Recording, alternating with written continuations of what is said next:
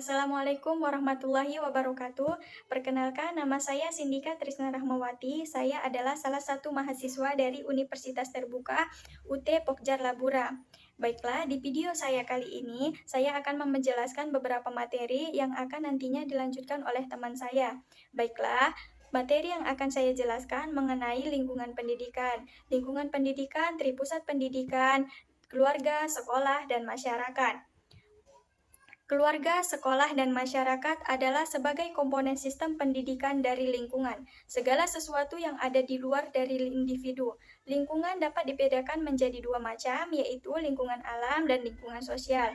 Menurut Ki Hajar Dewantara, konsep yang dikenal dalam Pasal 13 Undang-Undang Republik Indonesia Nomor 20 Tahun 2003 tentang Sistem Pendidikan Nasional dinyatakan bahwa jalur pendidikan terdiri atas pendidikan formal, pendidikan non-formal, dan pendidikan informal. Yang selanjutnya adalah lingkungan keluarga. Lingkungan keluarga merupakan lingkungan pendidikan yang pertama dan yang paling utama karena manusia pertama kalinya memperoleh pendidikan di lingkungan ini sebelum mengenal lingkungan lain.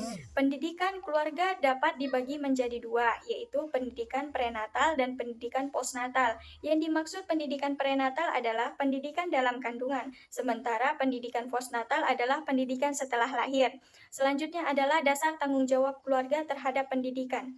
Yang pertama adalah memotivasi cinta kasih menjiwai hubungan orang tua dengan anaknya, dan selanjutnya adalah memotivasi kewajiban moral orang tua terhadap anak. Yang terakhir adalah tanggung jawab sosial sebagai keluarga dari bagian.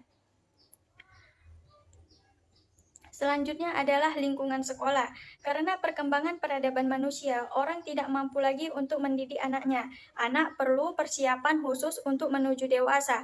Persiapan ini perlu waktu, tempat, dan proses yang khusus. Lembaga ini disebut sekolah.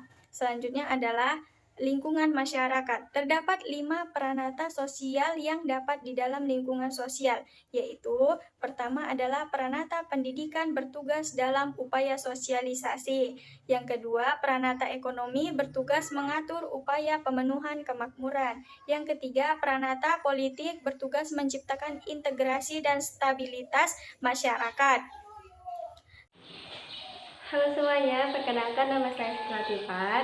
Di sini saya akan menjelaskan beberapa materi lanjutan dari video yang sebelumnya. Yang pertama, mengenai fungsi pendidikan dalam masyarakat. Pada masyarakat praindustri, anak-anak belajar dengan jalan mengikuti atau melibatkan diri dalam aktivitas orang dewasa. Anak-anak biasanya belajar bahasa, simbol yang berlaku pada generasi tua, serta menyesuaikan diri dengan nilai-nilai yang berlaku.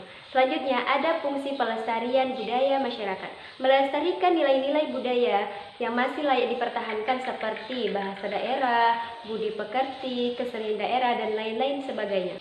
Selanjutnya, ada mengenai fungsi seleksi, latihan, dan pengembangan tenaga kerja. Proses seleksi ini terjadi di segala bidang, baik mau masuk sekolah ataupun mau masuk kerja. Selanjutnya, fungsi sekolah dalam masyarakat. Yang pertama, sebagai partner masyarakat, dan yang kedua, sebagai penghasil tenaga kerja. Selanjutnya, mengenai masyarakat atau lingkungan pendidikan non-formal. Masyarakat adalah sekelompok manusia yang berinteraksi secara terorganisasi, menempati daerah tertentu, dan mengikuti cara hidup atau budaya tertentu. Masyarakat dapat dibedakan dalam beberapa jenis, antara lain masyarakat perdesaan atau masyarakat kota.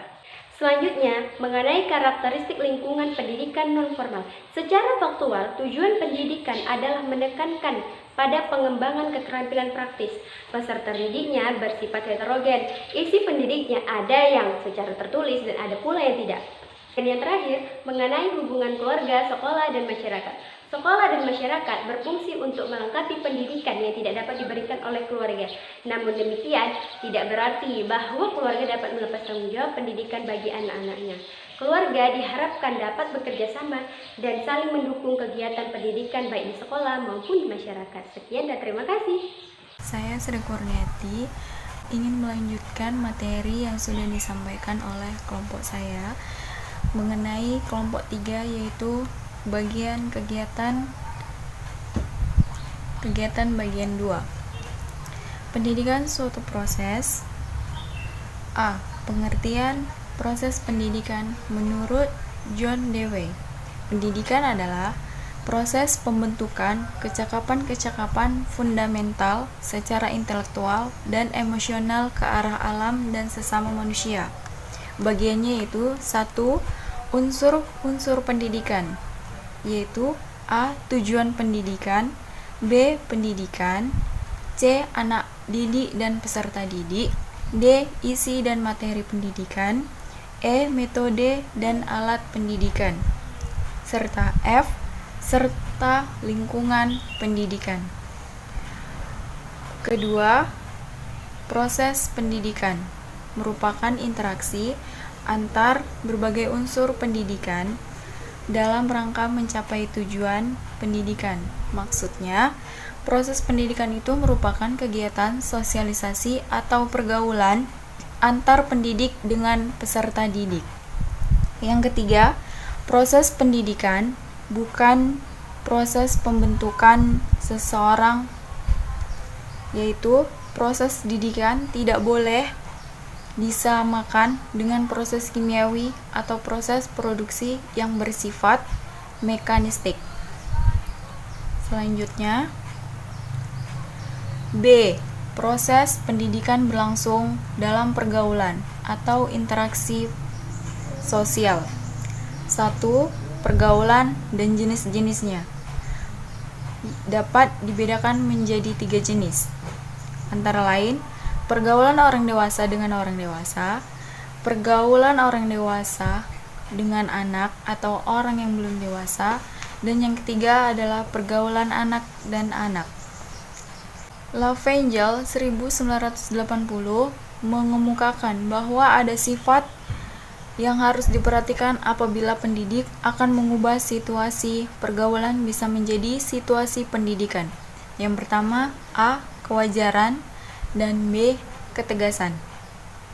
Dalam hubungan kewibawaan pendidik akan ditentukan oleh berbagai faktor, yaitu kasih sayang terhadap anak, kepercayaan bahwa anak akan mampu dewasa, dan kedewasaan, serta identifikasi terhadap anak.